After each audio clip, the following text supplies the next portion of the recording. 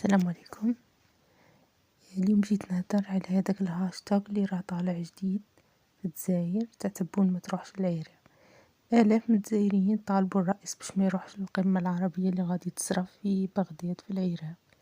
بصح السؤال هو اسكو يقدر الشعب يمنع الرئيس تاعه يسافر، وهل كاين قانون يسمح ولا يمنع؟ دروك غادي نشرح لكم ببساطة هاد القضية.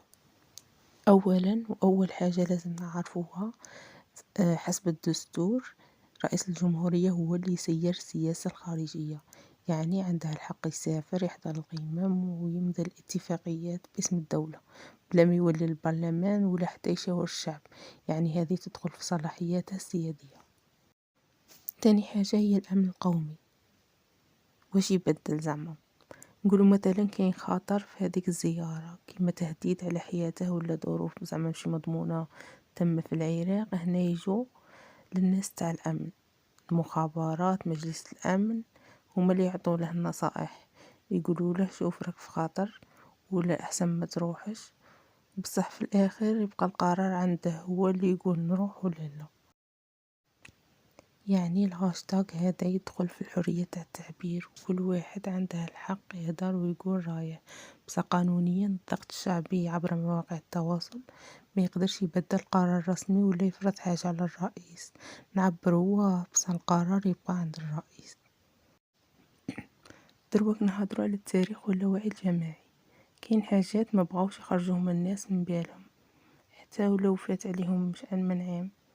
ناس بزاف هم متفكرين الرئيس الراحل بومدين اللي مات كي زار العراق مباشرة، وتاني بن يحيى اللي قتلوه تما، وهذا اللي خلانا احنا نخافوا من اي زيارة للعراق.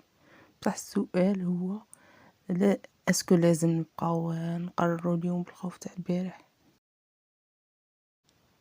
وفي الاخير من حقنا نهضروا ونسقسوا ونطرحوا اسئله ونخافوا على رئيسنا ونهضروا بكل حريه.